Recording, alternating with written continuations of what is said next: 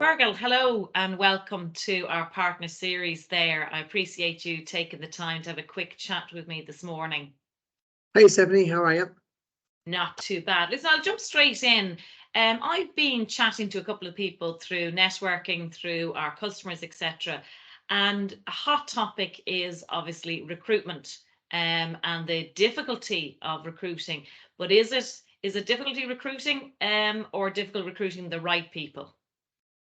Well, yeah, Stephanie, bit of both, I suppose. I mean, we're at full employment. We have been for some time for all intents and purposes. We have been for some time. Hugely difficult for as long as we can remember. It's been hugely difficult in the STEM areas. Science, technology, engineering, maths, and all related subjects and all related roles. I suppose in more recent times we've hit full employment pretty much for unskilled labour as well. So it's difficult across the board, and obviously the culture of moving jobs has impacted on employers as well. Not just the fact that there's a skill shortage, but then there's actually a culture of, don't want to quite say job hopping, but there's an element of that which impacts on employers hugely. It makes the whole process challenging, particularly in skilled roles where there's a lead-in time, there's a training time. It's not a case that you can plug and play and you hire somebody in the start day one and they're productive on day two. It can take 6 months and at times, as you well know. No. And I mean, when you talk there about jumping, is that because people think there's something better out there? Is it the employer's doing something wrong or should be doing something different? Is there something in that jumping that we can, I suppose, prevent? Yeah, it tends to be amongst the kind of graduate cohort or that young professional cohort, if you like, in the first couple of years. And some of it's understandable in the sense that, graduates are curious by nature.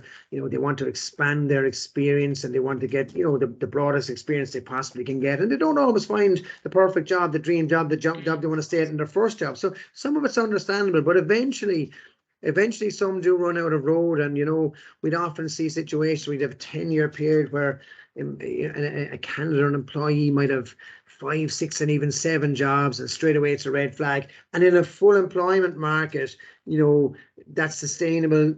They can get away with that, inverted commas. I think once you get to a point whereby employers have more options, the other candidates who run themselves out of road to some extent. But in terms of dealing with it, what we find is that the companies who, I suppose, in terms of their HR policies, in terms of their development and progression plans and pathways, those who recognise achievement, they're the ones that who have regular reviews. They're the ones. It's not so much about the remuneration. Remuneration is always a factor. You will always have people, when they are looking, they're always looking to improve their lot in terms of remuneration. But equally, I think those companies who are recognizing achievement, those who are doing regular reviews and having proper development and progression plans in place, they're the best equipped to hold on to their staff.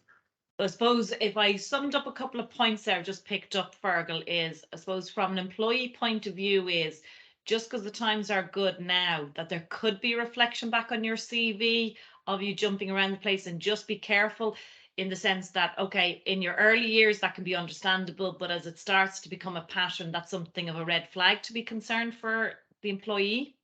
Yeah, absolutely. And I think sometimes the employee doesn't get that, particularly in an buoyant market. Some employees are feeling that there's always another job out there. And to some extent there is. But in terms of actually developing a career, and not just moving jobs, but in terms of developing a career, you do run yourself out of road. And there comes a point whereby, employers look at your CV and say, look, why am I going to invest 6 months in somebody who has a track record of only staying for 18 months? And and rightly so from an employer perspective. I mean, the amount of investment and time, I mean, it's so easy for an employee to make a move.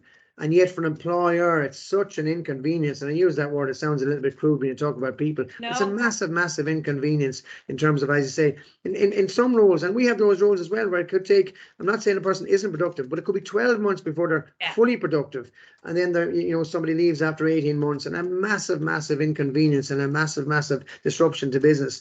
And we know it swings in cycles, don't we? We know it does swing back again. Yeah. And the funny thing is, Stephanie, at the moment, and it's only in the last maybe 2 months, I'd say, with talk of recession, even though I suppose you can see consumer confidence as waning, but you can see actually the employer confidence, the employers, the jobs market has held its nerve, in the sense that we haven't seen anyone cutting really yet. very, very little of it. But what we're seeing is, with the candidate market, for the first time in a long time, job security is on the agenda, or getting back on the agenda, where it was all about flexibility and hybrid working models and obviously better remuneration. Now we are seeing, for the first time in many years, that people are thinking, well, I'm in a good job here. It's with a good company. They're secure and they're safe. And I might just hold tight for the time being, because, I could leave and my probation could be up next March, next April. And what's it going to be like next March, April? Do you know what, Fergal? I think you actually really hit a really important point there in relation for both the employee and the employer, that you're right. 6 months. What do we know in 6 months' time? The chances are, if you're in a job for many a year, the employer is not going to be as encouraged to let you go as you are wanting to be let go. Well, look, do you know what? We could probably talk about this all day, Fergal, but I really appreciate you taking time out in a very busy market for you. But if you have time again, I'd like to pick up on another couple of points there, because I think there's certainly some nuggets of information there that we need to delve a bit further into. Thanks, Stephanie. Glad to do it again. Yeah, thanks, Fergal. Take care. Thanks, Stephanie.